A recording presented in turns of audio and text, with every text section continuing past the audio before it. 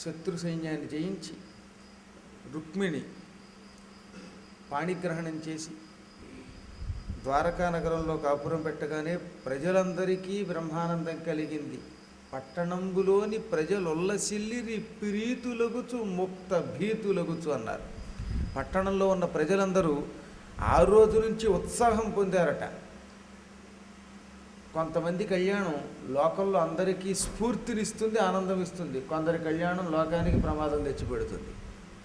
అప్పట్లో రుక్మిణీదేవి కళ్యాణం తండ్రికి కూడా ఇష్టం, తల్లికి ఇష్టం. అటువంటి వరుణ్ణి ఆమె ఎంచుకుంది కాబట్టి కష్టపడి పెంచిన తండ్రికి చెప్పకుండా ఢిల్లీ పారిపోయి తండ్రి మీద కేసులు పెడితే ఆ పెళ్ళిళ్ళు చూసినవాడు ఏం ఆనందిస్తాడు, తల్లిదండ్రులు ఏం ఆనందిస్తారు కనుక. కాబట్టి తల్లిదండ్రులకు ఆనందం కలిగించే వివాహాలు పిల్లలు చేసుకోవడం వాళ్ళ బాధ్యత.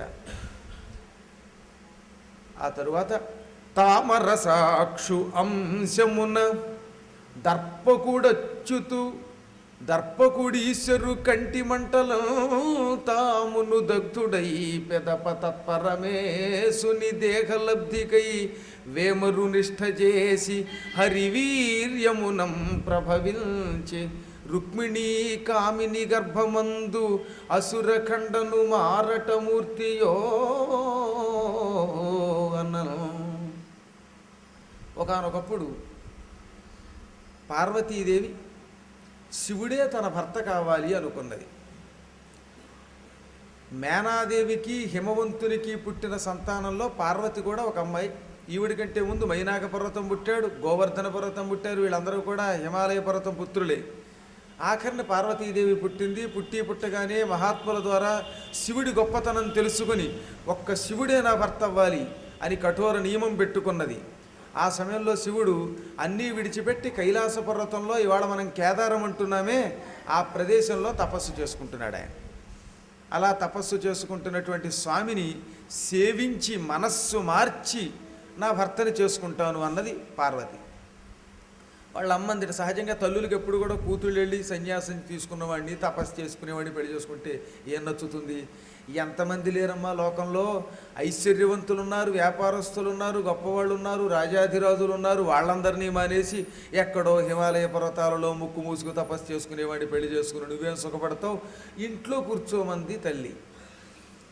అంటే ఆవిడంది ముక్కు మూసుకు తపస్సు చేసిన శక్తి గొప్పవాడిని చేసుకుంటాం కానీ సింగము పూరి వేయుని అన్నారు. సింహం గడ్డి తింటుందే ఆకలేసిందని. లోకంలో ఉన్న ఈ పనికి మాలిన సంపదలు ఉన్నవాడు నాకొద్దు, అసలైన సంపద కలిగిన వాడు ఈశ్వరుడు మాత్రమే. ఐశ్వర్యం అంటే ఈశ్వరుడి సొత్తే, ఆయనే నా భర్త అని తన చెలికెత్తెలు జయ విజయ అనే వాళ్ళిద్దరినీ వెంట పెట్టుకుని కైలాస పర్వతానికి వెళ్ళింది. అక్కడ హిమాలయాలలో శివుడు తపస్సు చేస్తున్న చోటుకి వెళ్ళింది. ఆయన కళ్ళు మూసుకున్నాడు, తెరవడం. అయినా సరే ఈవిడ పట్టు వదలకుండా పొద్దుటే ఆయనకి స్నానానికి నీళ్లు పెట్టేది. స్నానం చేశాడు, ఆవిడ చూడ్డా. ఆయన కమండలం పెట్టింది, దండం పెట్టింది, జపమాల ఇచ్చింది, పళ్ళు కోసుకొచ్చి ఆయన తినడానికి పెట్టేది. చాకరీ చేయించుకుంటున్నట్ల ఆవిడకేసి చూడట. ఇలా సంవత్సరాలు గడిచిపోతున్నాయి. పాపం పార్వతీదేవికి జడ వేసుకునే సమయం కూడా లేక అట్ల కట్టేసి ఇటు చుట్టూ. ఆవిడ అయినా శ్రమకి ఓర్చుకుని తపస్సు చేస్తూనే ఉంది. ఈలోపు తారకాసురుడని పేరు కలిగిన ఒక భయంకర రాక్షసుడు లోకాన్ని పీడిస్తున్నాడు. వాడు చావాలి అంటే శివుడికి పార్వతికి పెళ్ళవ్వాలి, వాళ్ళకి కొడుకు పుట్టాలి, కుమారస్వామి చేతిలో వాడు చేస్తాడు. అందుకని దేవతలు ఏం చేయాలో అర్థం కాక ఈ శివుడేమో తపస్సు చేస్తాడు, పార్వతి సేవ చేసినా పట్టించుకోడు. ఇప్పుడు ఈ ఇద్దరికి పెళ్ళి ఎలా అవుతుంది? పెళ్లి జరిపిస్తే కానీ పిల్లవాడు పుట్టడు అని బాగా ఆలోచన చేసి దేవతలు కూడా కుట్రమన్నారు. పార్వతీ పరమేశ్వర కళ్యాణం చేయగలిగేవాడు ఒక్కడే, వాడే మన్మధుడు. వీడు ఎవరి మీద ఒక్క బాణం వేశాడంటే ఎంత తపస్సు చేసుకునేవాడైనా, ముక్కు మూసుకు మూల కూర్చున్నవాడైనా పెళ్ళో అని లేచి వెళ్ళిపోతాడు. 5 బాణాలు ఉన్నాయి వాడి దగ్గర చెప్పుకున్నాం, పుష్ప బాణాలవి. అరవిందమశోకంచ చోతంచ నవమల్లికాని ఈలోత్పలంచ పంచైతే పంచబాణస్య సాయకాహ. ఒకటి తామర పువ్వు, రెండోది అశోక పుష్పం, ఒకటి నవమల్లిక అప్పుడే వికసించిన మల్లె పువ్వు, నల్ల కలువ పువ్వు, మామిడి పువ్వు. ఒక్క బాణం వేసిన తపస్సు చేసుకునే వాళ్ళ మనస్సులు కరిగిపోతాయి. శివుడి మనస్సు మార్చగలగడానికి ఈ మన్మధుడు అక్కడే పనికొస్తాడనుకుని ఇంద్రుడు తెలివైనవాడు గనక ఈ అమాయకుడి దగ్గరికి వెళ్ళాట. మన్మథుడికి ఓ లక్షణం ఉంది, ఎవరన్నా కాస్త పొగిడితే ఉబ్బిపోతాడు. నీ అంత వాళ్ళు ఏంటంటే చాలట అలా అలా అలా పట్టు ఉబ్బిపోతుందట పాపం. పాతికి పెసరట్టు ఉప్మాలు తిన్నవాడికి కూడా అంత పట్టరాదు, కానీ ఉబ్బిపోతుందట ఆయనకి ఆనందంతో పొగిడితే. అటువంటి అమాయకుడైనటువంటి మన్మథుని దగ్గరికి వెళ్ళి, మన్మథ నువ్వు ఎంత గొప్పవాడు అయ్యా, అసలు నువ్వు చేయలేని పని అంటూ ఉందా? నువ్వు తాగంది లేదు విషం తప్ప, నువ్వు చేయలేని పని ఒకటి లేదు చావడం తప్ప, నువ్వు మహానుభావుడివి, ఏదైనా చేయగలవు. శివుడు తపస్సు చేస్తున్నాడే, ఆయన మీద ఒక్క బాణం కొట్టు, ఆయన మనస్సులో ప్రేమ మొలకెత్తేలా చెయ్యి. పార్వతీ పరమేశ్వర కళ్యాణం జరిగితే లోక కళ్యాణం అవుతుంది. ఆ ఇద్దరికి కుమారుడు పుడతాడు, దేవతలకి సేనాధిపతి అవుతాడు, తారకాసురుణ్ణి సంహరిస్తాడు, మన కష్టాలు తొలగిపోతాయి, ఈ పని నువ్వే చెయ్యి అని పదే పదే. ఎంత అందగాడివి, ఎంత సమర్థుడివి, ఎంత పండితుడివి, అసలు నీ చేతికి, నీ బాణానికి, నీ మనస్సుకి ఎదురుందా? విశ్వామిత్రుడిని పడగొట్టావు, దుర్వాసుడిని పడగొట్టావు, అందరినీ పడగొట్టావు. ఇంక ఇప్పుడు శివుడు వంతు వచ్చింది అనగానే ఇక వాడు వేషం మెలేసాడు. మంచి వేషం ఉండేది, ఇట్లాంటి పచ్చని వేషం ఉండేది ఆయనకి, పసుపు ఆకుపచ్చని వేషం. ఆ వేషం మెలేసి, కరుబొమ్మలు మెలేసి, నువ్వు చెప్పింది నిజమేనయ్యా, చూసుకో ఈశ్వరుణ్ణి ఏం చేస్తానో, పార్వతీదేవి కాళ్ళు పట్టుకునేలా చేస్తా. కళ్ళు మూసుకు తపస్సు చేస్తాడు, అంతహంకారం ఆ శివుడికి. ఆ యోగిని కాస్త భోగిని చేస్తాను, ఒట్టి రోగిని చేస్తాను అని దర్పాలు పలికేట. ఆ పలుకుతున్నప్పుడే నారదుడు వెనక నుంచి అనుకున్నాడు, ఓహో మనవాడు స్థాయి దాటి మాట్లాడుతున్నాడు, శివుణ్ణి యోగిని భోగిని చేస్తానంటున్నాడు, ఇక వీడు అయిపోయాడు అనుకున్నాడు. అయినా మాట్లాడు, నారదుడు తెలివైనవాడు, ఎప్పుడు ఎలా జరగాలో చూసుకుంటూ ఉంటాడు ఆయన. ఈలోపు మనవాడు వసంతాన్ని వెంట పెట్టుకుని వెళ్ళాడు.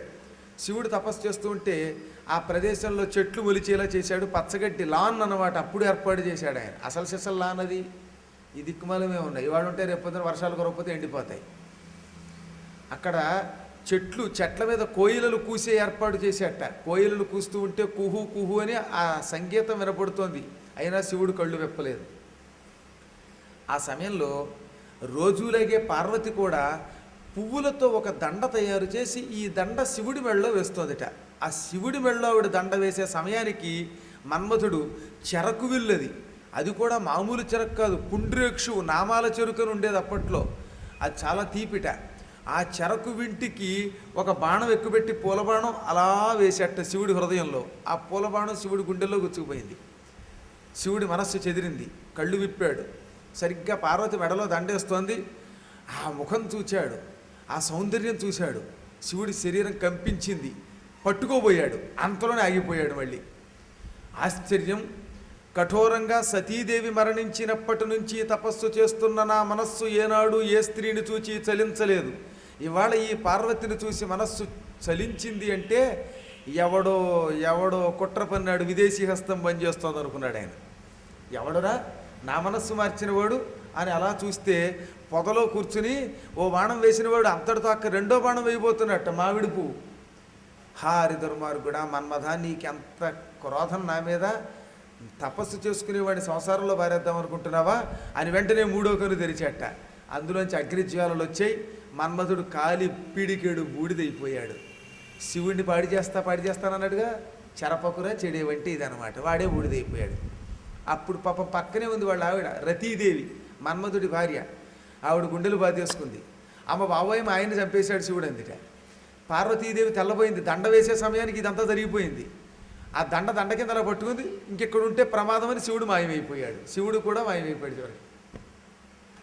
అప్పుడు దేనాతి దీనంగా ఏడ్చింది రతీదేవి.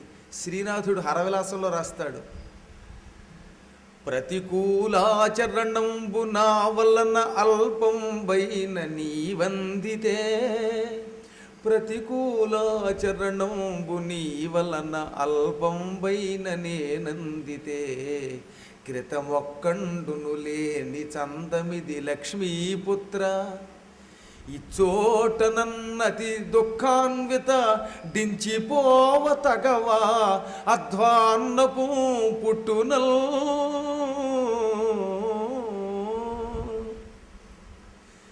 స్వామి మన్మథ, ఇవాళ పిడికెడు బూడిదైపోయావా? మనిద్దరికీ పెళ్ళయిన తర్వాత ఒక్కనాడైనా ఒకళ్ళకొకళ్ళం వ్యతిరేకంగా మాట్లాడుకున్నామా? నీ వల్ల ఇంత కూడా నేను కష్టపడలా, నా వల్ల నువ్వెంత కష్టపడలా.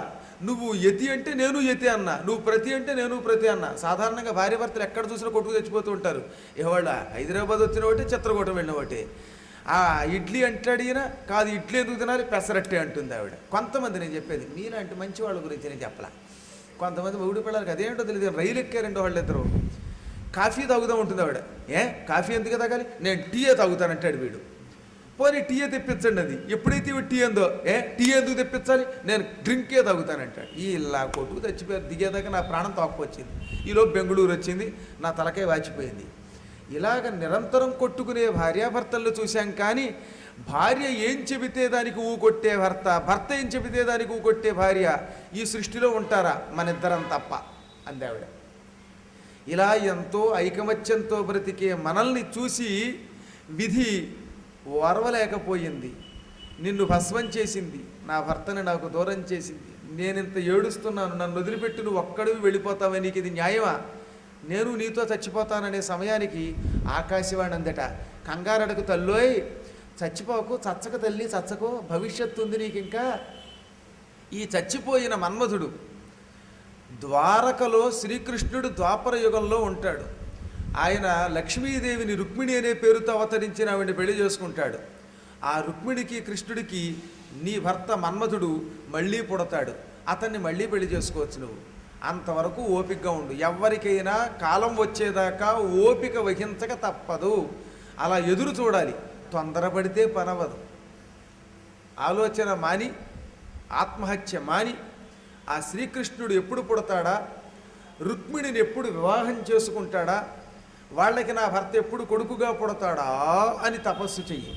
తదనంతరం నీకు కళ్యాణం అవుతుంది కళ్యాణి అని ఆశీర్వదించిందట ఆకాశవాణి. ఈవిడ వెళ్ళిపోయింది. ఇక తర్వాత పాపం అమ్మవారు పార్వతీదేవి చాలా దుఃఖపడింది. అంతా ఇంత కాదు, తనంత సౌందర్యవతి మెడలో దండేస్తుంటే పట్టించుకోకుండా మాయమైపోతే ఏమైపోతుంది ఆవిడ మరి. ఆ క్షణమే ఆవిడ ఒక నిర్ణయానికి వచ్చింది. పతులు మెచ్చని చెలువు నిష్ఫలముగాదే. భర్తలు మెచ్చుకొని సౌందర్యం ఎందుకు, రోడ్డును పోయేవాడు పొగిడితే అందం అందం కాదట. ఇంట్లో ఉన్న కట్టుకున్న భర్త నువ్వు మంచిదానివి, నువ్వు అందంగా ఉన్నావు, నువ్వు బాగా ఇడ్లీ చేసి పెడతావు, పెసరట్టుప్ప చేస్తావు అంటే ఆనందం. కానీ ఇంకెవడో పొగిడితే ఏమిటి. ఏ శివుడి కోసం ఇంత కఠోర నిష్ఠతో నేను సేవ చేస్తున్నానో ఆ శివుడు నన్ను మెచ్చుకోకపోయాక ఈ అందం వ్యర్థమనుకొని ఆ బట్టలు తీసి పక్కన పెట్టేసింది. నారచీరలు ధరించిందిట. భూధర రాజకన్య మణిభూషణముల్ దిగద్రావి ఈశ్వరారాధన కేళి కౌతుక పరాయణయై భరిగిల్చె పాండురక్షాధృతి పూర్వకంబుగా ప్రగాఢ పయోధర మండలీ సముచ్ఛేద విశీర్ణ సంహతుల చెల్లు మహీరుహవల్కలంబులం. ఆ పర్వతరాజపుత్రిక తాను ధరించిన సువర్ణ మణి ఆభరణాలన్నీ తీసేసింది. శివుణ్ణే పెళ్లి చేసుకోవాలని చేతికి తెల్లని రక్షా కంకణం కట్టుకున్నది. నారచీరలు ధరించింది. భక్తితో శివుణ్ణి తపస్సు చేసి మెప్పించాలనుకున్నది. తల్లి మేనాదేవి దగ్గరికి వెళ్ళింది. నేను ఈ క్షణం నుంచి శివుడి కోసం తపస్సుకు పోతున్నానంటే ఆవిడందిట, ఇదేం కర్మమే, నరత్నం అన్విష్యతి మృగ్యతే హితత్ అన్నది. ఎప్పుడూ కూడా మనం రత్నాన్ని వెతుక్కుని వెళ్ళాలి. డబ్బు కోసం మనం పెడతాం, కానీ డబ్బు నేను డబ్బుని నన్ను తీసుకో అని వస్తుందా, రాదుగాక రాదు. నీవు స్త్రీరత్నానివి, నిన్ను వెతుక్కుంటూ శివుడు రావాలి తప్ప శివుడో శివుడో అని నువ్వు వెళ్ళడం బాగుండదు. నా మాట విను. ఆ మాత్రం పెళ్లి సంబంధం కావాలంటే పేపర్లో ప్రకటన ఇస్తే కొల్లలు కొల్లలుగా వచ్చి పడిపోరు. గడ్డాలు గీసుకుంటూ కొంతమంది స్నానం చేసుకుంటూ కొంతమంది క్యూలో నిలబడరు, ఆ ఒకటి అడక్కులలాగా. అంచేత ఓసి వెర్రి తల్లి వద్దు, తపస్సు వద్దు అన్నదట. అండానికి కూడా మంచి ఉపమానం చెప్పింది ఆవిడ. ఎక్కడ లేరి వేల్పులు సమీప్సితదాతలు ముద్దుగోనా, నీవెక్కడా ఘోర వీర తపమెక్కడ, ఈ పటు సాహసిక్యముల్ దక్కు శిరీష పుష్పమవధాన పరత్వమునల్, మధువ్రతం వెక్కిన నోర్చునో విహగమెక్కిన నోర్చునో నిశ్చయింపుమా.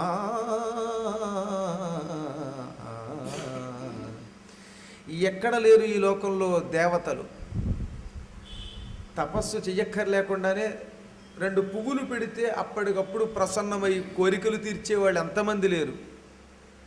వెర్రి తల్లి నువ్వెక్కడ, తపస్సెక్కడ?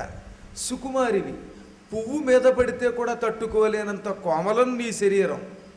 తపస్సు అంటే ఆహారం విడిచిపెట్టాలి, నిద్ర విడిచిపెట్టాలి, మంచులో ఎండలో కూర్చోవాలి, జపం చెయ్యాలి, ఉపవాసాలు చెయ్యాలి, నారబట్టలు కట్టాలి, మెత్తని బట్టలు విడిచిపెట్టి. అబ్బో ఈ కఠోర నియమాలు నీ వల్ల కాదు, ఇవి నీవు పరిపాలించలేవు, ఈ సాహసం విడిచిపెట్టు. శిరీష పుష్పం, దిరిసిన పువ్వు అని ఓ పువ్వు ఉంది చూడండి, ఎప్పుడన్నా వీధుల్లో కనపడుతుంది, చాలా సన్నగా ఉంటుంది. ఆ పువ్వు మీద బొంత పక్షి వచ్చి వాలితే తట్టుకుంటుందా, తుమ్మెద వాలితే తట్టుకుంటుందా ఆలోచించు. సహజంగా శిరీష పుష్పం మీద తుమ్మెద వాలితే కూడా తట్టుకోలేదు, ఇక అందుమీద విహగమెక్కిన ఓర్చునే పక్షి వాలితే తట్టుకుంటుందా? నా మాట విను అంటే ఎన్ని చెప్పినా శివుడే నా భర్త అన్నది. వెళ్ళిపోయింది, తపస్సు చేసింది. ఋతువులు గడిచిపోతున్నాయి, వారాలు పక్షాలు, కాలం వెళ్ళిపోయింది, వర్షాలు మీద పడ్డాయి, ఆవిడ కదలలేదు. మంచు వచ్చింది, కదలలేదు. వేసవికాలంలో ఎండలు వచ్చినా సరే డాబా మీద పడుకోకుండా అలాగే పాప అక్కడే కూర్చుని తపస్సు చేసింది. దోమలు కుట్టినా కదలలేదు. ఏం వచ్చినా సరే చెక్కు చెదరకుండా కఠోర నిష్ఠ గరిష్ట అయి శివుడే తన భర్త కావాలని తపస్సు చేసింది, లెక్క చెయ్యలేదు. ఈలోపు పాపం శివుడు మెచ్చుకున్నాడు. అది వేరే కథ, అదంతా ఇక్కడ భాగవతానికి అనవసరం. అయినా క్లుప్తంగా 2 ముక్కలు చెబుతాను. ప్రసక్తి వచ్చినప్పుడు విడిచిపెట్టకూడదు. శివకళ్యాణం కూడా చాలా గొప్పది కనుక అందున ప్రత్యేకంగా 4వ స్కంధం అంతా శివకళ్యాణమే. అక్కడ చెప్పారు, ఇప్పుడు నేను చెప్పే కదా 4వ స్కంధంలో వాటికి. ఇప్పుడు పార్వతీదేవి శివుణ్ణి అలా తపస్సు చేసి మెప్పిస్తూ ఉంటే ఈలోపు రాజుగారి కొడుకు కదండి ఎంతైనా, మన్మథుడంటే చచ్చి సాధించాట కసితేరా. వాడు చచ్చిపోయాడు కానీ వాడు వేసిన బాణం మాత్రం శివుడి గుండెలో అలాగే ఉండిపోయిందిట పచ్చిగా. అందుకని శివుడు మాయమైపోయాడన్న పేరే కానీ ఆ దండ వేయబోతున్న పార్వతి ముఖం, ఆ సౌందర్యం అవన్నీ గుర్తుకొచ్చి, హారి ధర్మార్గుడా మన్మథుడా, తపస్సు పాడి చేసావు, అలాగని అక్కడ లేకుండా వచ్చేలా చేసావు. ఆ పార్వతే పదే పదే గుర్తుకొస్తుంది అనుకున్నట్ట. ఈలోపు పార్వతి తన కోసం తపస్సు చేస్తోందిగా, అందుకని ఒక రోజున ఈమెను పరీక్షించాలనుకున్నాడు. వెంటనే ఒక బ్రహ్మచారి వేషం వేసుకున్నాడు. ఓ 30 ఏళ్ళు ఉంటాయి, బుల్లి బజ్జ ఉంది, మరీ ఎక్కువ బజ్జలేదు. పెళ్ళికొడికి ఎక్కువ బజ్జ ఉంటే కష్టం, కొంతమందికి ఇబ్బంది వస్తుంది. అందుకని బుల్లి బజ్జ, అందమైన రూపం, జటాజోటాలు ధరించి ఓ బ్రహ్మచారి గారు వచ్చారట. ఆయన ఎలా ఉన్నాడో శ్రీనాథుడు బాగా రాశాడు. అజినాషాఢధరుండు, నల్ల జంక చర్మం ధరించాట ఆయన. ప్రౌఢతర భాషాతి ప్రగల్భుండు, ఏం మాట్లాడుతున్నాడండి ఆయన. మాట్లాడుతుంటే ముచ్చటగా ఉంది, అద్భుతంగా మాట్లాడుతున్నాడు అనమాట. ప్రౌఢవాక్యాలతో పలుకుతున్నాడు ఆయన. ప్రగల్భుడు అంటే వాక్చాతుర్యం కలిగిన వాడు, మాటలతో పడగొట్టేవాడిని ప్రగల్భుడు అంటారు. ప్రౌఢతర భాష అతి ప్రగల్భుట్టు ఆయన అటువంటి వాడు. నీరజబంధు ప్రతిమాన తేజుడు, సూర్యుడు ఎలా వెలిగిపోతాడో అంత తేజస్సుతో ఉన్నట్ట. జటారాజిచ్చట తామ్రమూర్ధజుడు, జడలు బాగా పెరిగాయి కానీ జుట్టుకి రోజు కొబ్బరి నూనె రాసుకోవడమో లేకపోతే స్నానాలు చేయటమో ఇవేం లేక అప్పుడప్పుడు నల్ల రంగు వేసుకోవడం చేతకాక ఆ జుట్టు ఎర్రబడిపోయిందిట పాపం. అంటే రాగి రంగులోకి వచ్చిందనమాట జుట్టు. ఏకాకి ఒట్టుండు, ఒంటరిగా ఉన్నాడు ఆయన, ఏకో నారాయణ అన్నట్టుగా ఉన్నాడు. అలా ఏకాకి ఒట్టుండు బ్రాహ్మణ వేషంలో వచ్చాడు.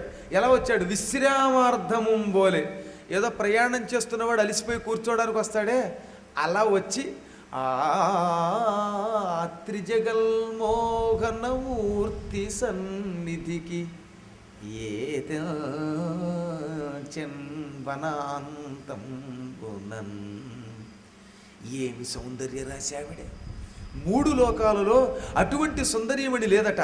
అటువంటి సుందరి దగ్గరకు వచ్చాడు. ఆ అడవిలో ఏకాంతంగా ఉన్న చోటికి కూర్చుని, అమ్మా అలిసిపోయానమ్మా అన్నట్ట. ఆ జయ విజయ ఉంటారుగా పక్కన చెరికెత్తెలు, అవి ఉద్యోగం పేర్లు. జయ విజయులు అనేది పోస్టు పేరు అనమాట అది, అంతేగాని పేర్లు మామూలు పేర్లు కావు. మగవాళ్ళకైతే కాపలా కాసే వాళ్ళని జయ విజయులు అంటారు, ఆడవాళ్ళకి జయ విజయ అంటారు, అంతే తేడా. వాళ్ళని పంపించిందట అమ్మవారు. ఇంటికి ఎవరు వచ్చినా కాసిన మంచినీళ్ళు తాగుతారా, కాఫీలు తాగారా, టిఫిన్లు తిన్నారా అని అడగడం అనేది ఆ రోజుల్లో ఒక మంచి లక్షణం. అలాగే వీళ్ళు కూడా వచ్చి మంచినీళ్ళు ఇచ్చారు, పళ్ళు ఇచ్చారు.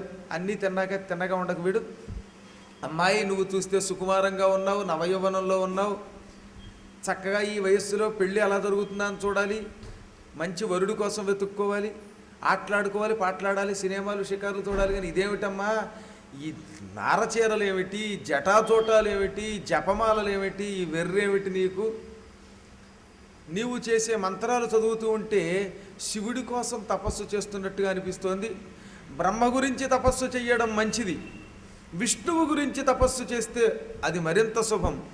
ఏ ఇంద్రుడి గురించో తపస్సు చేస్తే కోరిన కోరికలు తీరుస్తారు, కానీ అటు చూసి ఇటు చూసి తిరిగి తిరిగి ఎందుకు పనికిరాని ముష్టివాడిని శివుడి గురించి తపస్సు చేస్తున్నావా? ఆది భిక్షు ఆయన, వాడు నీకేమిస్తాడు అనగానే ఆవిడికి మండింది. శివుడిని ఎవరన్నా ఏదైనా అంటే అసలు తిక్కర రేగదు మరి. అందుకని మాట్లాడటం ఇష్టం లేక వీడెవడే తపస్సు చేసుకుంటుంటే దిక్కుమాలాడు తగులంటాడు పక్కన, మీరిద్దరే సమాధానం చెప్పండి అని సైగ చేసిందట ఆ జయా విజయాలకి. వాడు దగ్గరకు వచ్చి, అయ్యా బ్రహ్మచారి గారు, మీరు అడిగారు కాబట్టి చెబుతున్నాం, ఈవిడ మా హిమవంతుడి కూతురు, ఈ కొండంతా వాళ్ళ నాన్నగారే. శివుడే భర్త కావాలని తపస్సు చేస్తోంది. శివుడు మాయమైపోయినప్పటి నుంచి, మన్మధుడు భస్మైపోయినప్పటి నుంచి ఆవిడ తపస్సు ఫలించేదాకా ఇలాగే ఉంటుంది అన్నారట. అప్పుడు ఆయన పకపక నవ్వాడు. విక విక నవ్వి కపట విప్రుడు చాలును మేలు లెస్సవా ఆనికినయి మీ సఖియ. పకపక నవ్వేటవాడు. చాలు చాలు, ఇంత చేసి బలేవాడి కోసం తపస్సు చేస్తోంది. మనస్సులో ఎవరిని గురించి ధ్యానం చేస్తుందో ఇప్పుడు విన్నాను. శివుడి కోసం ఆ తపస్సు చేయటం అంటే చాలా పొరపాటది. వాడి వల్ల ఎవడికి సుఖం ఉండదు. మీ సఖియ వివాహ వేళ పురశాసను పాణి పరిగ్రహింపుచో మొకమున బుస్సుమంచు అహిమృగ్గిన ఎట్లు భయంబు చెందునో. ఆహా, రేపొద్దున నిజంగానే ఈవిడ ప్రేమకి మెచ్చుకుని శివుడు ప్రత్యక్షం అవుతాడు. అప్పుడు ఇద్దరికి పాణిగ్రహణం తప్పదు, పెళ్లి జరగాలి. పెళ్లి జరిగేటప్పుడు శివుడు ఏం చేస్తాడు, ఆవిడ చెయ్యొచ్చుకుంటాడు. అప్పుడు ఆయన వెళ్ళ ఏముంది, పాము. ఆ పాము బుస్సని మీదకు వస్తుంది, ఆవిడ హడిలిపోయి వెనక్కి వెళ్ళిపోతుంది. తాళి కట్టేటప్పుడు పాముల మీదకు వస్తూ అంటే ముఖం మీదకి తాళి ఏమన్నా కట్టించుకోగలదా? వైకుంఠపాళిలో అరుకాషుడు నోట్లో పడినట్టు కింద పడిపోతుంది. కానీ అంచేత ఆయన కోసం తపస్సు ఏమిటి? అమ్మాయి, నేను మాట చెబుతున్నాను విను. లోకంలో గొప్ప మంది సౌందర్యవంతులు ఎంతోమంది ఉన్నారు, వేల్పులు ఉన్నారు, రాజాధిరాజులు ఉన్నారు, సంపద కలిగిన వాళ్ళు ఉన్నారు. వాళ్ళందరినీ ప్రేమించు, కాదు కూడదంటావా? ఇదిగో నేను ఉన్నాను బ్రహ్మచారిని అన్నట్టేనే. ఏ నున్ను బ్రహ్మచారి తరళేక్షణ, ఏ నున్ను బ్రహ్మచారి తరళేక్షణ, నీవును కన్య వింత కాలాన్నకు నీకు పెండ్లియ ఫలం బగునే. నీ ఇదిగో నేను బ్రహ్మచారిని, నువ్వు కన్యవి. నీకింతకాలానికి పెళ్లి చేసుకోవాలని కోరిక వచ్చిందనుకో, నేనున్నానుగా, నన్ను వరించు.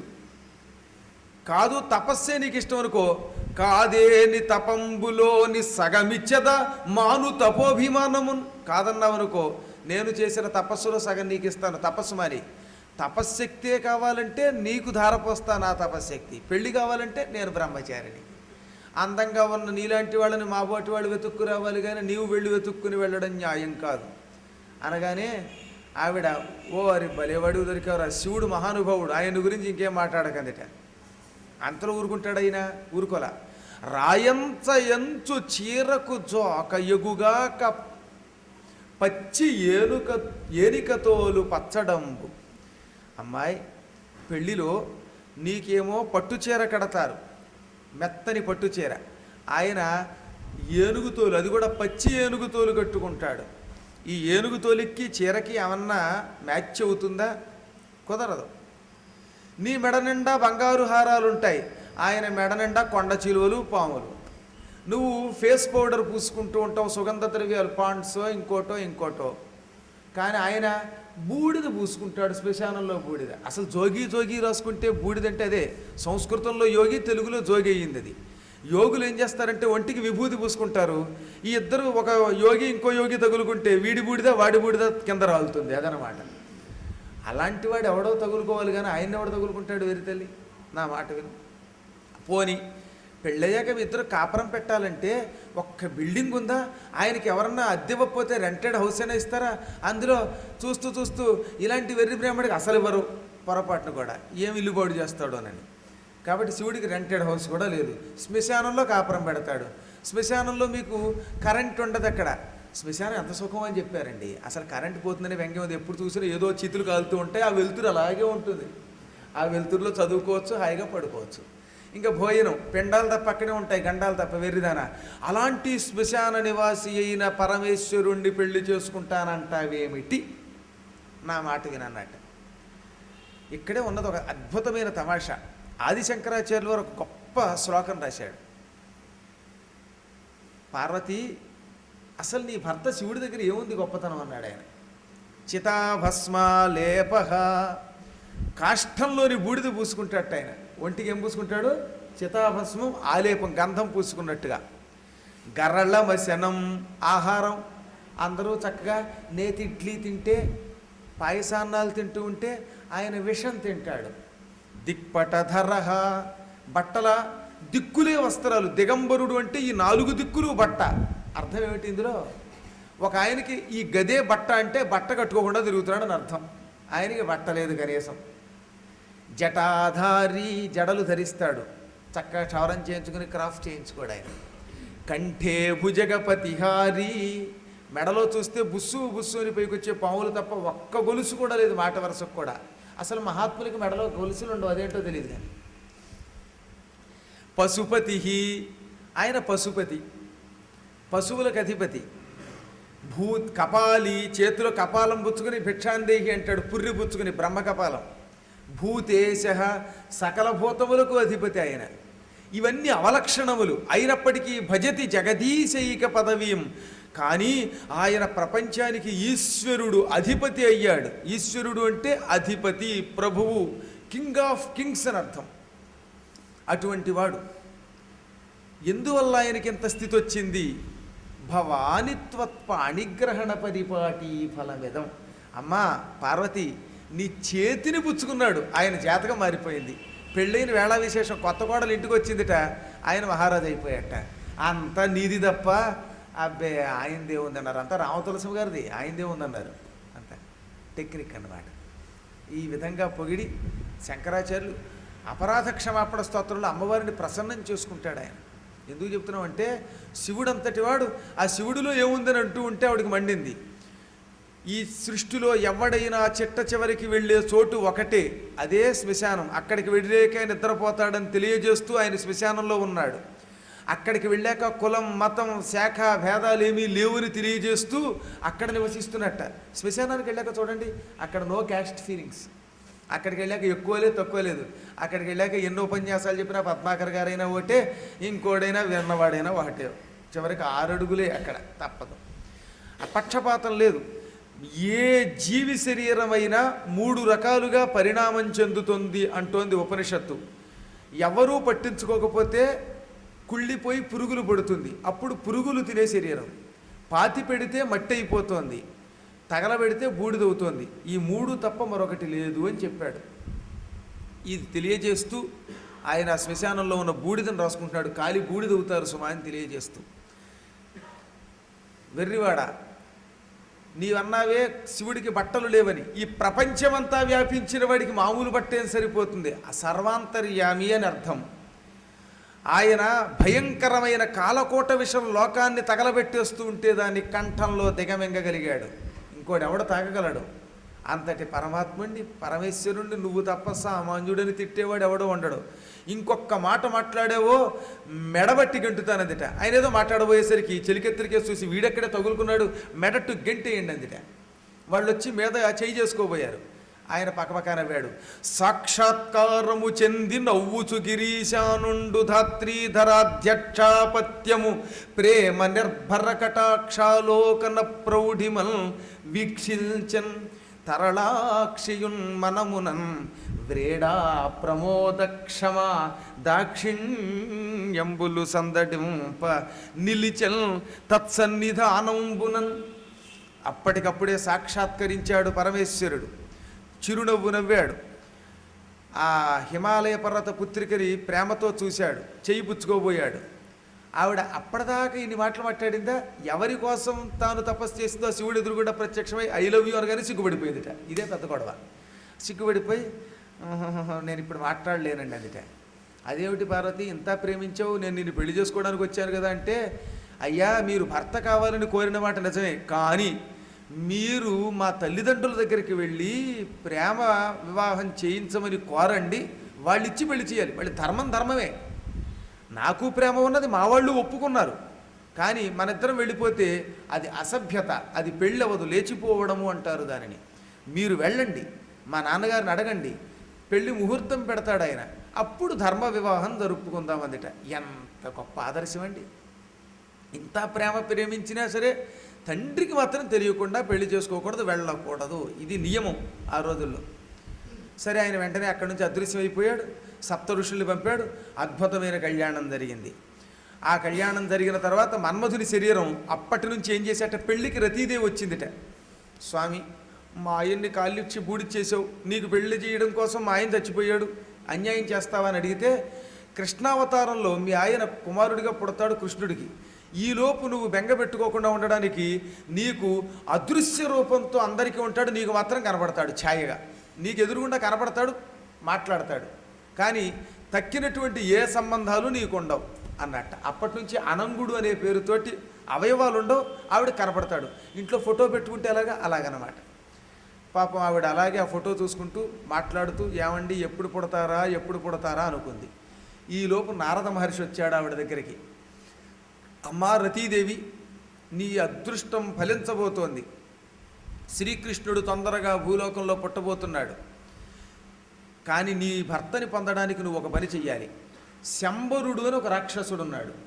ఈ శంబరాసురుడు సమస్త దేవతల్ని పట్టి పీడిస్తున్నాడు. వాడు పరమపాపాత్ముడు. నువ్వు ఆ శంబరాసురుడి దగ్గరికి వెళ్ళి వంట చేసి పెట్టడానికి కుదురుకో, చక్కగా భోజనాధికాలు అవి పెట్టువాడికి అనగానే వెంటనే ఈవిడ వెళ్ళిందిట. ఒక ముత్తైదు వేషం వేసుకుని శంబరాసురుడి దగ్గరికి వెళ్ళింది. ఎవరమ్మా నువ్వు అన్నట్ట. అయ్యా, నేను ఎవరో ఏమిటో నన్ను అడగద్దు, కానీ చక్కగా వంట చేసి పెడతా. ఇడ్లీ వేయమంటే ఇడ్లీ వేస్తా, అట్లే ఏమంటే అట్లేస్తా. దద్దోజనం అడిగితే దద్దోజనం, కట్టు పొంగలి అడిగితే కట్టు పొంగలి, డాల్డా వేయకుండా నేతితో చేసి పెడతాను మీకు పైగా ప్రత్యేకంగా. మీరు ఏమడిగితే అవి చేసి పెడతాను, కొంతకాలం పాటు నాకు ఉద్యోగం ఇవ్వండి అన్నదట.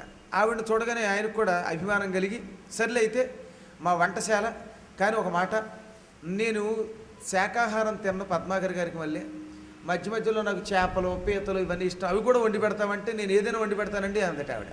అయితే సరే అయితే అని ఆవిడని హెడ్ కుక్కుని చేసేట, సోపాధ్యక్షురాలు చేసేసేట. అక్కడ కుదురుకుని వాడికి వంట చేసి పెడుతూ ఉంది. అక్కడికి తొందరలో భర్త వస్తాడని నారదుడు చెప్పిన మాట ప్రకారం ఈలోపు భూలోకంలో శ్రీకృష్ణ పరమాత్ముడు పుట్టాడు. రుక్మిణీ కళ్యాణం అయిపోయింది. అదిగో ఆ ఇద్దరికీ ఈ మన్మధుడు తామరసాక్షు అంశమున దర్పకుడీశ్వరు కంటి మంటల తామును దగ్ధుడై పెదప తత్పరమేశుని దేహలబ్ధికై వేమరు నిష్ఠ చేసి హరివీర్యమునల్ ప్రభవిల్చే రుక్మిణీ కామిని గర్భమందసురఖండను మారటమూర్తియోయనం. పూర్వం శివుడి కంటి మంటలకి దగ్ధమైన మన్మధుడు తన ఆత్మతో కృష్ణుడిలో ప్రవేశించేశాడు. ఆ తర్వాత రుక్మిణీ గర్భంలో కృష్ణుడి ద్వారా ప్రవేశించాడు. పరమేశ్వర అనుగ్రహంతో శ్రీకృష్ణుడికి రుక్మిణికి ఈ మన్మధుడే పుట్టాడు. అప్పుడు ఆయనకి ప్రద్యుమ్నుడు అని పేరు పెట్టారన్నమాట. ఆయన ఎలా ఉన్నాడో చెప్పారు. అసురఖండను మారటమూర్తియోయనన్. శ్రీకృష్ణుడికి రబ్బర్ స్టాంపులో ఉన్నాడు, మారు రూపంలో. అంటే కృష్ణుడికి అతనికి అసలు తేడా లేదట, ఇద్దరే. అద్దంలో కృష్ణుడు తన మొహం చూసుకుంటే ఎలా ఉంటుందో ప్రద్యుమ్నుడు అలా ఉండేవట. నల్లగా అచ్చ శ్రీకృష్ణుడిలాగే ఆ నెమలిపించం, ఆ చేతులు, ఆ కాళ్ళు, నడుము ఎక్కడ ఎంత తేడా లేకుండా డిటో దిగిపోయాడు అనమాట. ఆశ్చర్యం, కొంతమంది అలా దిగిపోతారండి. తండ్రి కొడుకు పక్కన పెడుతుంటే అన్నదమ్ములేమో రాముడు భీముడేమో అనిపిస్తుంది అనమాట, మనకు అలా ఉంటారట. అలా ఉండేవాడు వాడు. వీడు పుట్టాడు. ఆ రాత్రివేళ రుక్మిణీదేవి పరవశురాలే నిద్రపోతోంది. కొంచెం పురుడు అలసటగా ఉండేది పూర్వం. సిజేరియన్ చేసి కోసి తీసేవారు కదా అప్పట్లో, మరి అయితే కష్టం అంతా ఆవిడే పడింది. ఆ అలసటతో నిద్రపోతుంది పాపం. అలా నిద్రపోతూ ఉంటే ఈలోపు శంబరాసురుడి దగ్గరికి నారదుడు వెళ్ళాడు. ఏమయ్యో శంబరా, నీకేమైనా పూర్వజన్మలు గుర్తున్నాయా అన్నట్ట. ఏమిటి నారద అన్నాడు.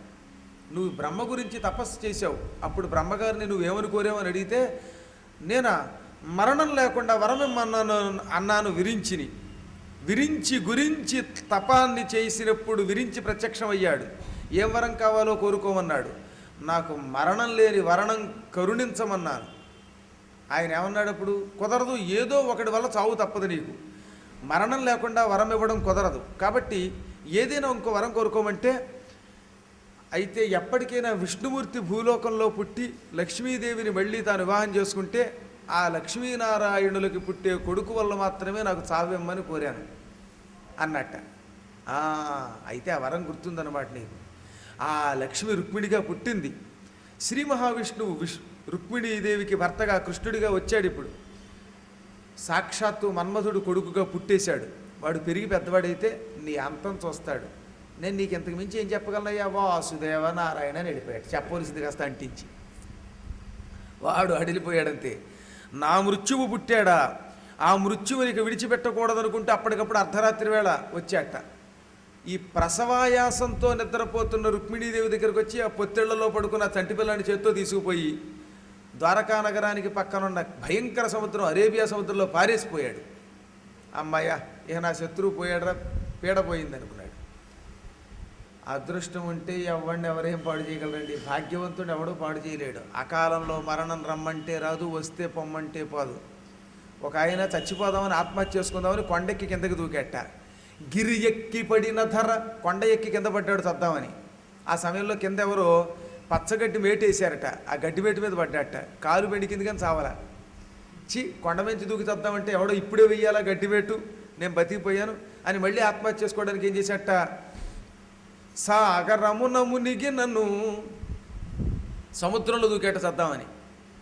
అప్పటిదాకా ప్రశాంతంగా ఉన్న సముద్రంలో పెద్ద కెరటం వచ్చి దూకిన వాడిని బయటికి విసిరేసిందిట ఒడ్డు మీదకి. ఇదేమిట్రా బాబు, కొండెక్కి దూకుదామన్నా చావలేదు, సముద్రంలో దూకితే సముద్రపు కెరటంతో చేసింది అనుకుని అగ్నిజ్వాలలు వేసుకుని అగ్నిజ్వాలల్లో దూకి చద్దామనుకున్నట్ట. పావకము చొచ్చిన తీరా అగ్నిలో ప్రవేశించే సమయానికి ఎప్పుడూ వర్షం కురవని ఆ ప్రదేశంలో భోరుమని 5 గంటల వర్షం కురిసిందిటే వీడి వంక అని. ఆ మొత్తం అగ్నిజ్వాలలు కాస్త వర్షానికి చల్లారిపోయాట. చద్దామంటే కుదరటం లేదని పాము పుట్టలో చేయట్టి పాముని బయటికి తీసి ఆడాట. భీకర పనులతోట ఆడిన పాములతో ఆడాడు, కానీ ఆ పాము కూడా తోక ముడుచుకుని పారిపోయిందిట. మరణమకాలమున రాదు మహి ఎవ్వరికి, రమ్మంటే వస్తుందా మరణం? అకాలంలో మరణం రాదు, మరణం వస్తే మనం ఎంత గింజుకున్నా ఆగం. ఈతనికి ఆయుర్దాయం ఉన్నది. సముద్రంలో పారేసిపోయాడు శంబరాసురుడు. ఆ సమయంలో అడుగులు పెద్ద చేపోటి ఆహారం కోసం వెతుక్కుంటుంది. ఈ పిల్లాడు కనపడగానే గుటుక్కుని మింగిందిట. ఆ కడుపులో చక్కగా ఉన్నట్టు నిద్రపోతావు, మింగేసిందిగా మరి. సరిగ్గా ఈ శంబరాసురుడు కూడా అరేబియా సముద్రం మధ్యలోనే, ఆ రోజుల్లో ఇప్పుడు మనం దుబాయ్ అంటున్నామే, ఆ ఏరియాలో వాడి రాజధాని ఉండేది. అక్కడ అబుదాబి వాడి రాజధాని అనమాట, శంబరాసురుడు రాజధాని అది. అదిగో అక్కడ బెస్తవాళ్ళు ఉన్నారు వీడికి రోజు చేపలు ఎన్నైనా. ఈ కలకత్తా వీళ్ళ చేపలు మండిపోను. ఏం తినేస్తారండి చేపలు, ఎన్ని కోట్ల చేపలు వీళ్ళ కడుపులో పడి వెళ్ళిపోయాయో తెలియదు. మరి వీడు వచ్చే జన్మలో ఏ చేపల కడుపులో ఏ పాపలై పడతారో తెలియదు. కానీ ఈ మొత్తం చేపలన్నీ బెస్తవాళ్ళు వేసేస్తున్నారట వలలో వేసి. జాలిబడు పారు జలచర జాలంబుల పట్టి అధిక జ్వాలతతో, పాపం తప్పించుకోవాలని అటు ఇటు కంగారు పడి పరిగెత్తుకుపోతున్నాయి చేపలు. ఎంతలో వీళ్ళు వలలు వేసేశారు. వేసేసి పారిపోతున్న వాటినేమో పొడవైన సోలంతో పొడి చేసేవారట. పెద్ద పెద్ద చేపలు ఉంటాయి చూసారా, పారిపోతున్నాయి అనుకోండి, కర్రకి వెనకాతలతో ముళ్ళు గుచ్చి ఆ ముళ్ళుతో ఇలా పొడిచి ఎత్తేయటంట. దేన్ని బతకనివ్వకుండా కొట్టి లాగి వలలేసి బంధించి మొత్తం చేపల్ని గంపలకి గంపలు పడవల్లో వేసేస్తున్నారట. అందులో ఈ కుర్రాన్ని మింగేసిన చేప ఉందే, మన ప్రద్యుమ్నుడిని మింగేసిన చేప కూడా వలలో దొరికేసింది. దాన్ని పట్టుకున్నారు, తీసుకుపోయి రాజుగారి దగ్గరికి అప్పగించారట. మహారాజా, ఇవాళ ఆశ్చర్యం అండి, మీకోసం చేపలు పడుతుంటే ఎంత పెద్ద చేప పడిందో, అచ్చం ఎర్రని దవడలతో ఆ మొప్పలతో భలే రుచిగా ఉంటుందేమో అనిపిస్తోంది. దీన్ని చూస్తే రంగు చూస్తేనే ఎంత బాగుందంటే తింటే బాగుంటుందంటే వెంటనే వాడేం చేసేట, ఒరే వంట వాళ్ళకి ఇవ్వండిరా అన్నట్ట. రాజనగరి అడబాలలు రాజీవము వృచ్చి, వాళ్ళు వెంటనే ఏం చేశారు, వంట వాళ్ళకి ఇచ్చేశారట. వంట వాళ్ళని అడబాలలు అంటే వంటవాళ్ళు అన్నమాట. ఇప్పటికి కూడా అడబాల అని ఇంటి పేరు ఉంటుంది చూసారు మీరు ఎప్పుడన్నా. అడబాల అంటే వంట చేసేవాడు అని అర్థం. ఇంట్లో వాళ్ళు ఎప్పుడో పూర్వం కుక్కులుగా వెళ్ళారేమో, అందుకని ఆ ఇంటి పేరు అడబాల అయిపోయింది. చాలా చిత్రంగా ఉంటాయి ఇంటి వాళ్ళు. రాజనగరి అడబాలలు రాజీవము కడుపు వృచ్చి రాజని భాష్యున్ రాజీవనయనుగనిరా రాజా రాజీవానన్నయ్యనట్టి రతికి నిచ్చిరిలేశా. ఆ వంటవాళ్ళు ఏం చేశారట, వెంటనే రాజీవము కడుపు వృచ్చి, ఆ చేప కడుపు ఇలా చీల్చారట. అందులో తీరా కడుపు అలా కొయ్యగానే మధ్యలో పడుకుని కనబడ్డాడు. రాజని భాష్యున్ రాజ శిశువుగని, చంద్రబింబం వంటి ముఖం కలిగినటువంటి సుందరాకారుడు మన్మధుడు కనబడ్డాడు. వెంటనే ఏం చేశారు, రాజీవదళ నయ్యనయ్యైన రతీదేవి అక్కడే ఉందిగా, హెడ్ కుక్క ఆవిడ కూడా ఆవిడకి ఇచ్చారట. ఇదేమిటమ్మా, చేప కడుపుకి వస్తే అందులో పడుకుని అందంగా పిల్లాడు కనపడ్డాడన్నారట. ఈ పిల్లాడిని ఎవరికీ చెప్పకండి, దుర్మార్గుడు శంబరాసురుడు వాడు చంపేస్తాడేమో అనేలోపు శంబరుడు వచ్చేసాడు అక్కడికి. వెంటనే అందుకే, శంబర ఈనాడు నీకు ఇక్కడ పని చేస్తున్నాను, అన్నం పెడుతున్నాను, మంచి చేపల కూర రొయ్య పొట్టేసి చారు పెడుతున్నాను కదా, మరి నీకు ఈ పిల్లాడు బాగున్నాడు పెంచుకోను అంటే వీడికి ఆ పిల్లాడు ఏమిటో అర్థం కాక పిల్లాడే కదా పెంచుకో అన్నట్ట. అంతేగాని ఈ పిల్లాడిని తాను బారేసిన వాడు ఈ చేప కడుపులోకి వచ్చాడు ఇవన్నీ వాడే ముగిస్తాడు, ఎక్కడి ద్వారక ఎక్కడి వీడి నగరం మరి, అందుకని పెంచుకో అన్నట్ట. చివరికి వాడు అనుమతితో పెంచుకోవడానికి సిద్ధపడుతోంది. నారదుడు వచ్చాడు. అమ్మాయి వీడు పిల్లాడు అనుకుంటావేమో అనే, పిల్లాడు కాదు తెల్లోయ్, నీకు పిల్లల్ని ప్రసాదించే పిల్లలకి పిల్లాడు వీడు మీ ఆయన అనగానే, ఏంటి ఈయనే మా ఆయనే, ఆహాహా నా మొగుడిని పెంచుకునే అదృష్టం నాకు వచ్చింది, ఎంతమందికి దక్కుతుంది ఈ భాగ్యం, భర్తని పెంచే అధికారం ఎవరికి ఉండదు అనుకుని ఆనందపడిపోయి, అందరూనేమో జో అచ్యుతానంద జో ముకుందంటే జో నా మగడ అని మొగుడిని చక్కగా పెంచిందిట, పాప పాలిచ్చిందిట, లాలించిందిట, హాయిగా ఉయ్యాల్లో పెట్టి ఊపిందిట, బాగా తిండి పెట్టిందిట. ఆయన చిన్నప్పటి నుంచి కృష్ణుడి పోలిక, వెన్నపూస మాత్రమే తినేవాడు, ఇంకేం తినేవాడు కదట. వెన్నపూస నెయ్యి ఇవన్నీ, ఆవు పాలన్నా పాయసాన్నం అన్నా ఎంత ఇష్టమో, జీడిపప్పులు కిస్మిస్సులు వేసి బాగా పాయసం తినేవాడు ఆయన. ఇలా కుర్రాడు మంచి బలంగా తయారవుతూ ఉంటే ఈవిడ వాడికి బాణాలు వెయ్యడం, కత్తి తిప్పడం, గద తిప్పడం ఈ విద్యలన్నీ నేర్పి ఒకనాడు నవయౌవనంలో ఉన్న ఆయన యగాదిగా చూసి సిగ్గుపడిపోయిందిట. ఈయన కంగారడ్డాడు. నా తనూభవుడీతడంచును నానయించుకలేకవో మాత ఏమిది నేడు నంగని మాన్యవయ్యును చూచెదే. అమ్మా, నీ చూపులలో వికారం కనపడుతోంది, ప్రేమ కనపడుతోంది, కానీ ప్రేమ మాతృప్రేమ కాదు, భర్తృప్రేమ కనపడుతోంది. ఈతడు నా చేత్తో పెంచిన నా కుమారుడు అనే శంక లేక సిగ్గు లేక ఓ మాత, కుమారుడి మీద ఇటువంటి కామక్రీడా నైపుణ్యం ప్రదర్శించడం నీకు న్యాయమా అని అడిగితే, భలేవాడు అయ్యో, ఏదో నా మొగుడువు కదా అని నిన్ను పెంచితే నన్నే తల్లిని చేసేసావు నాయనా, నీ పూర్వజన్మ రహస్యం ఇది అని మొత్తం కథ అంతా చెప్పి శివుడి మీద బాణాలేసి నా కొంప ముంచావు, అప్పటి నుంచి నీకోసం ఏడుస్తున్నాను, ఈలోపు కృష్ణుడికి కొడుగ్గా పుట్టావు. ఈ శంబరాసురుడు సముద్రంలో పారేస్తే చేప మింగింది, ఆ చేప కడుపులో ఉన్న పాపగా ఉన్న నిన్ను నేను ఎంతో కష్టపడి సాకాను, నువ్వు నా భర్తవి నాయన. ఇదిగో అదంతా పక్కన పెట్టు. ఈ దుర్మార్గుడు శంబరాసురుడు పరమ భయంకరుడు, మహామాయావి, మయాసురుడి దగ్గర మాయా విద్యలలో ఆరితేరినవాడు వీడు. వీడిని చంపడం అంత తేలిక కాదు. నీకిచ్చిన ఈ విద్యలతో పాటు మాయా విద్య కూడా ఇస్తా. నా దగ్గర అద్భుతమైన సాత్విక మాయ ఉన్నది, ఆ సాత్విక మాయని నీకు ఉపదేశం చేస్తాను అని ఆయనకి మంత్రోపదేశం చేసిందిట, భర్తకి మంత్రోపదేశం చేసిందనమాట.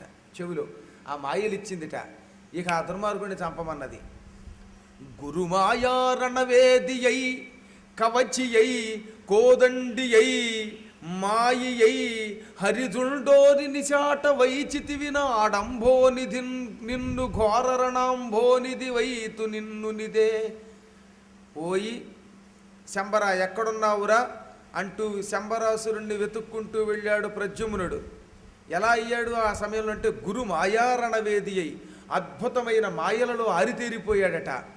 కవచి అయి కవచం ధరించాట, కోదండి అయి కోదండం ధరించాడు, చేతిలో ధనుస్సు ధరించాడు, మాయావి అయ్యాడు, హరిదుండు ఆ విష్ణుపుత్రుడు ఏం చేశాట, ఓరి నిశ ఆట వైచితి విరాడంభోనిధిన్, ఓరి రాక్షస, రాత్రిపూట తిరిగేదెవరు పైగాడు, రాత్రిపూట తిరుగుతారు కనుక రాక్షసులకి నిశాటులు అని పేరు.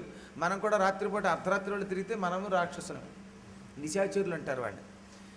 ఆనాడు నన్ను తీసుకుపోయి సముద్రంలో వేసేస్తావా, మా అమ్మ కడుపులో పక్కనే పొత్తిళ్లలో పడుకుని ఉంటే, ఇదిగో నన్ను చిన్నప్పుడు సముద్రంలో వేయడం కాదురా, ఘోర రణంభోనిధి వైతు నిన్నునిదే, నిన్ను భయంకరమైన యుద్ధ సముద్రంలో పారవేస్తాను. రారమ్మంచు వేచీరె ఉల్లసద్ ధనుజ శానాడంబరున్ శంబరున్ మనోహర దివ్యాంబరు వల్లసద్దనుజ శానాడంబరున్ శంబరున్, 2 విశేషణాలు వేశారు.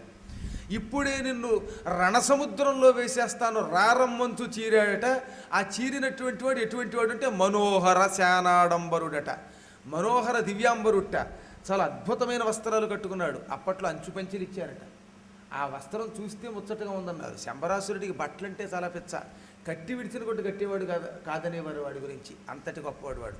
అందుకని మనోహర దివ్యాంబరుడు, అందమైన దేవతా వస్త్రాలు ధరించాడు. దేవతా వస్త్రాలు అంటే ఇంకో రకం ఇంకోటి అర్థం ఉంది, ఆ దేవతా వస్త్రాలు కాకుండా నిజమైన దివ్య వస్త్రాలు ధరించాడు. ఉల్లసద్దనుజ శానాడంబరున్, పక్కన ఎంత సైన్యం ఉందండి, ఆ సైన్యమే వీడికి ఆడంబరం అన్నారు. అటువంటి శంబరాసురుణ్ణి రమ్మనగానే వాడు పళ్ళు పటపట కొరికి ఎవడవరా నువ్వు అన్నట్ట. అప్పుడు రతీదేవి సిగ్గుపడుతూ, మీ హెడ్ కుక్కు నేనండి, నేను పెంచాను, మా ఆయనండి అదిట. ఓసిన అమ్మగడపడు, అనవసరంగా నీకు ఉద్యోగం ఇచ్చానే, ఈ విషయం తెలిస్తే నేను ఎప్పుడూ తీసుకెళ్ళి కోసుకు తినేసేవాడిని చక్కాను అని వెంటనే అప్పటికప్పుడే భయంకరమైన గద విసిరాడు. ఆ గదని తన గదతో పడగొట్టేసి వాడి నెత్తి మీద కొట్టాట శంబరుణ్ణి. ఆ క్షణమే శంబరుడు మాయమైపోయి ఆకాశంలో నిలబడి ఈ మయాసురుడిచ్చిన పిశాచ, గుహ్యక, యక్ష, రక్షో మాయలు ప్రయోగించాడు. ఆ మాయలన్నిటికీ దెబ్బలు తింటున్నాడు వీడు కూడా. అయినా చికాకు పడకుండా తట్టుకుని ఓర్చుకుని సాత్విక మాయ ప్రయోగించాడు. సాత్విక మాయ ముందు ఈ రాక్షస మాయలు పనికిరావు. ఆ మాయలన్నీ ఎగిరిపోయాయిట. వెంటనే ఏం చేశాట, 4 బాణాలతో వాడి మూపురు కొట్టాట. వాడు ఆగ్నేయాస్త్రం వేశాట, ఈయన వారుణాస్త్రం వేశాడు. ఈ ఘోరరుద్ధ యుద్ధం ఇలా ఉండగా దండధరమూర్తికై కొన్ని ఉండాడక చక్రిసు నుడొగ్రతరాసిన్ ఖండించే శంబరుని తల కొండల కోటీరమణులు కుంభినిరాలన్.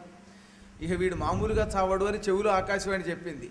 నీ చేతిలో ఉన్న కత్తి మంత్ర ఖడ్గం, దాంతో చంపమనగానే మారు మాట్లాడకుండా యమధర్మరాజులాగా ఆగ్రహ రూపం ధరించి కత్తి తీసుకుని అమాంతంగా వాడి దగ్గరికి వెళ్ళాడు. ప్రద్యుమ్నుడు కృష్ణపుత్రుడు వాడు జుట్టు పుచ్చుకున్నాడు. ఒక్క దెబ్బకి వాడి తల నరికి కింద పారేశాట. ఖండించే శంబరుని తల, ఎటువంటి తల, కొండల కోటీరమణులు కుంభినిరాలను. వాడి చెవులుకున్నటువంటి కొండలాలు, వాడి తల ఎప్పుడైతే కింద పడిపోయిందో కొండలాలు కింద పడిపోయాయి. తలకి కిరీటం ఉందిట వాడికి, అవి కోటీరమణులు అంటే ఆ శిరస్సు మీద ఉన్న కిరీటంలో ఉన్న మణులు తల కింద పడడంతో ముక్కలు ముక్కలుగా రాలి పొడైపోయాయి. అలా పారేసేట్టు వాడిని. ఇక్కడ అంటాడు పోతన గారు, చిగురా కడిదపు ధారను, చిగురా కడిదపు ధారను జగముల పరవశము చేయు చలపాదికి దొడ్డగు ఉక్కడిదపు ధారను పగతుర భంజించుటెంత పని అరయంగన్. ఏం పద్యం అండి ఇది, అద్భుతమైన పద్యం. ఈ మన్మధుడు ఎటువంటి వాట, పూలబాణంతో మనుష్యుల్ని పడగొట్టేస్తాడు. ఒక్క పూలబాణం వేస్తే ఎంతవాడైనా భ్రష్టుడైపోతాడు, వాడి సర్వనాశనం చేస్తాడు. ఇలా పూలబాణంతో శత్రువుల్ని శివుడు అంతటి వాడిని పడగొట్టే మహానుభావుడికి నిజమైన కత్తితో రాక్షసుల్ని చంపడం పెద్ద గొప్ప అన్నాడు ఆయన. అలా చంపేసి కానీ అక్కడ దివ్య విమానం సృష్టించిందట రతీదేవి. మీనాకారంలో ఉండే విమానం, ఇంచేతంటే చేపే ఆయనకి వాహనం, చేపే ఆయన జెండా మీద ఉంటుంది. మేనకేతనుడు అని పేరు ఆయనకి. అటువంటి మీనాకారంలో ఉన్న విమానం తీసుకొచ్చి ఎదురుగుండా పెట్టింది. ఆ దివ్య విమానం ఎక్కారు ఈ భార్యాభర్తలిద్దరూ. టీం అంటూ ఆకాశంలో ఎగురుకుంటూ వచ్చిందిట. సరిగ్గా ద్వారకా నగరంలో రుక్మిణీ మందిరంలో పైన నిలబడింది విమానం. ఇంతలో చెలికెత్తెలు చూశారు. కృష్ణ పైన నిలబడ్డావేమిటన్నారట. ఆయన మాట్లాడడంలా, ఒరే కొందరు హరి అనుచుందురు కొందరు హరికాడు కొన్ని గుణములు లేవిందందురు. కొంతమంది అంటారట కృష్ణుడేమోనే అన్నారట. అబ్బెబ్బే కృష్ణుడు కాదర్రా, కృష్ణుడి కంటే కొంచెం లేతగా ఉన్నాడు, కొంచెం కృష్ణుడు ముదురు అన్నారట. అంటే వయస్సు కదా మరి, అందుకని కొన్ని గుణాలు కృష్ణుడిలో ఉన్నవి లేవన్నారట. కృష్ణుడిని అందుటి ఇంకొక ఆవిడ, కృష్ణుడైతే కృష్ణుడికి పుట్టుమచ్చ వక్షస్థలం మీద శ్రీవత్సం అనే లాంఛనం అది కొంచెం పెద్దగా ఉంటుంది, ఇతనికి బుల్లి స్పాట్టే ఉంది, బ్యూటీ స్పాట్ అన్నారు కొంతమంది. ఇలా వాళ్ళలో వాళ్ళు కృష్ణుడు అవునా కాదా అవునా కాదా అని కొందరు అవునని కొందరు కాదని 2 పార్టీలు అయిపోయారు. అక్కడ కూడా 2 పార్టీలు. మళ్ళీ అవునడానికి కారణాలు వీళ్ళు చెబుతున్నారట, కాదనడానికి పార్టీలో వాళ్ళు చెబుతున్నారట.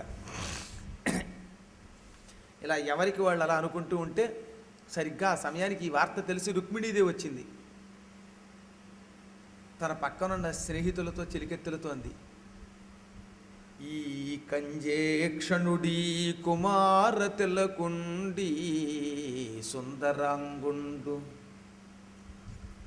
ఈ పద్మాక్షుడు, ఈ కుర్రాడు, ఈ సుందరాంగుడు అచ్చం మా శ్రీకృష్ణుడిలాగే ఉన్నాడు, మా శ్రీకాంతుడిలాగే కనపడుతున్నాడు.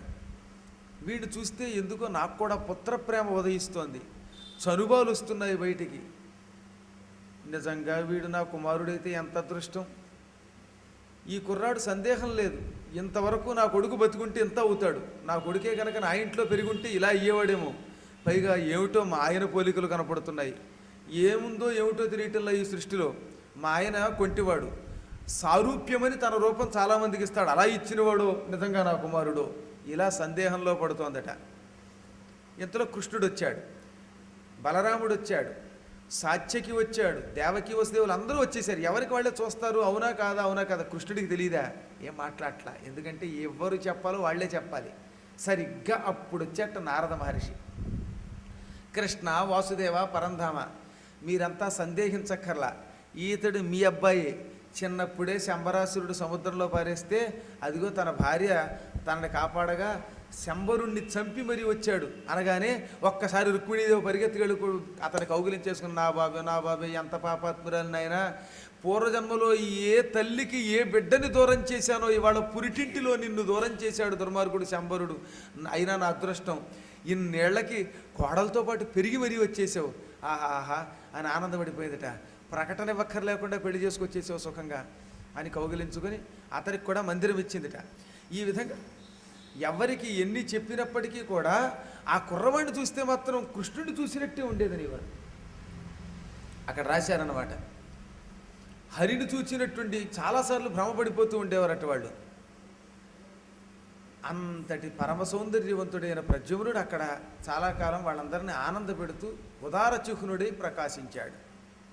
ఇక పరీక్ష నరేంద్ర శ్రీకృష్ణుడికి రుక్మిణీదేవి పట్టమహిషి అయితే ఆ తర్వాత ఇంకొక 7గురిని తన పరాక్రమం ప్రదర్శించి తెచ్చి పెళ్లి చేసుకున్నాడు ఆయన. వెరసి 8 మంది భార్యలు అష్టమహిషులు అంటారు. సత్రాజిత్తు నిశాచర శత్రునకు కీడు చేసి సద్వినయముతో పుత్రి శమంతకమణియును మైత్రింగుని తెచ్చి ఇచ్చే మనుజాధీశ. ఓయి మానవాధీశ్వర పరీక్ష నరేంద్ర, సత్రాజిత్తు పూర్వం కృష్ణుడికి అపరాధం చేశాడు, కృష్ణుడిని నోటికొచ్చినట్టు మాట్లాడాడు, అనరాని మాటలు అన్నాడు, అవమానపరిచాడు. దానితో అతనికి చాలా అపకారం జరిగింది, కష్టం వచ్చింది. పశ్చాత్తాపడ్డాడు సత్రాజిత్తు. తాను శ్రీకృష్ణుడి మీద అభాండం వేశానని తెలుసుకున్నాడు. తన కుమార్తెని బాలామణిని, సత్యభామామణిని, శమంతకమణిని మళ్ళీ ప్రేమతో తీసుకొచ్చి కృష్ణుడికి అప్పగించాడనగానే పరీక్షిత్ అడిగట్ట, సౌరికేమి తప్పు సత్రాజితుడు చేసే? కృష్ణుడికి ఏం తప్పు చేశాడు సత్రాజిత్తు? అతని దగ్గర శమంతకమణి అనే మణి ఉందంటున్నావే, ఈ శమంతకమణి పేరు కలిగిన మణి ఎక్కడి నుంచి వచ్చింది? చివరికి కృష్ణుడు అభాండం ఎలా బాపుకున్నాడు? వారి కళ్యాణం ఎలా జరిగింది? ఈ కళ్యాణ రమణీయ కథా వివరణం చేసిన చెవులకు ఆనందం కలిగించమనగానే చెబుతున్నాను విను. ద్వారకా నగరంలో కంసుని బంధువు భోజకులస్థుడు ఆయన సత్రాజిత్ అని ఒక ఆయన ఉండేవాడు. యాదవుల్లో కూడా చాలా శాఖలు ఉన్నాయండి బాబు, దిక్కుమాలు కూడా బ్రాహ్మణులకు ఉన్న శాఖలన్నీ అక్కడ ఉన్నాయి, తగులేటి కొట్టుకు తెచ్చేవాటి వాళ్ళలో కూడా. భోజకులం, యాదవ కులం, వృష్టి కులం, అంధక కులం, కుకురు కులం, ఇలా మొత్తం దాదాపు 6 కులాల శాఖలు ఉన్నాయట. అందులో భోజ కులస్తులంతా కౌసుడు అన్నమాట. కౌసుడు, ఉగ్రసేనుడు వీళ్ళు భోజ వంశస్థులు, వీళ్ళకి రాజ్యార్హత ఉన్నది. కృష్ణుడేమో యాదవ వంశస్థుడు, వృష్టి వంశస్థుడు సాత్యకి, కుకురు వంశస్థులే ఇదిగో ఈ సత్రాజిత్తు మొదలైనటువంటి వాళ్ళు. ఇలా మొత్తం వాళ్ళలో శాఖోపశాఖలు ఉన్నాయి. ఇందులో ఈ సత్రాజిత్తు అనేవాడు కంసుడికి దగ్గర బంధువు కూడా. ఇతడు పరమ సూర్యభక్తుడు అన్నమాట, చాలా గొప్ప భక్తుడు. అతడు సూర్యభగవానుడిని అత్యద్భుతమైన దీక్షతో ఆరాధన చేశాడు. అనునిత్యము ద్వారకా నగరంలో ఉన్న సముద్రానికి వెళ్ళి భక్తితో స్నానం చేసి, ఓ పరమేశ్వర స్వరూప బ్రహ్మ విష్ణు శివాత్మక సూర్యదేవ ప్రత్యక్ష దైవమా నీకు నమస్కారం, నభోమణి నీకు నమస్కారం అంటూ ఆదిత్యుణ్ణి అత్యంత శ్రద్ధాశక్తులతో పూజించాడు. ఆదిత్య హృదయం చదివాడు.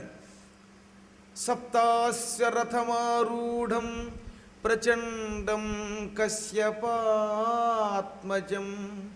శ్వేత పద్మధరం దేవం తం సూర్యం ప్రణమామ్యహం.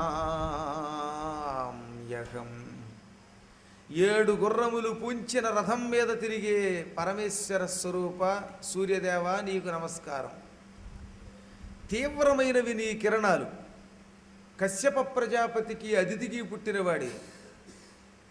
తెల్ల తామర పువ్వు చేతిలో ధరిస్తావు. అటువంటి సూర్యుడికి నమస్కారం అంటూ ధ్యానం చేయగా 27 రోజుల ఉపాసనకి సూర్యుడు మెచ్చుకున్నాడు.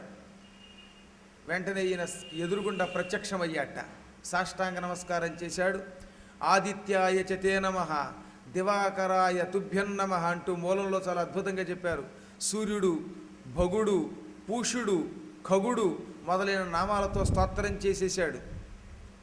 ఆ స్తోత్రానికి మెచ్చుకొని, నాయన నిన్ను మెచ్చుకున్నాను అని శమంతకము అని పేరు కలిగిన ఒక దివ్యమణి ఇచ్చాడు. ఈ మణి ఎవరి దగ్గర ఉంటే వారికి అనారోగ్యం రాదు. ఈ మణి ఉన్న రాజ్యంలో దుర్భిక్షం ఉండదు, కరువు కాటకాలు ఉండవు, వర్షాలు సకాలంలో కురుస్తాయి, అకాలంలో కురవు, ప్రపంచం సస్యశ్యామలంగా ఉంటుంది. ఏ రాజ్యంలో ఉంటే ఆ రాజ్యంలో. ఇవన్నీ ఒకెత్తు. ఇది ఎవడి దగ్గర ఉంటే వాడికి రోజు 8 బారువుల బంగారం ఇస్తుంది. ఇది తీసుకోమనగానే ఆనందపడిపోయాడు. ఆ మణి నెత్తి మీద పెట్టుకున్నాడు. సూర్యుడికి కృతజ్ఞతలు తెలిపాడు. ఆ మణి పుచ్చుకుని ఇంటికి వస్తున్నట్ట. ఆ మణి సూర్యుడి కాంతితో మెరిసిపోతోంది. దాంతో సత్రాజిత్తును చూచి వణికిపోయారు ఆ ద్వారకా నగరంలో ఉండేటటువంటి పౌరులంతా. ఏమి కాంతి, ఏమి తేజస్సు, అమ్మ బాబోయ్ సూర్యుడు వచ్చేసాడేమో అని అనుకున్నారు. ఆ సమయంలో శ్రీకృష్ణుడు సుధర్మా సభలో సింహాసనం మీద ఉంటే పరుగు పరుగున ఈ ద్వారకా పౌరులు వెళ్ళిపోయి కృష్ణ వాసుదేవ నమస్కారం అన్నారట. నారాయణ దామోదర నీరజదళ నేత్ర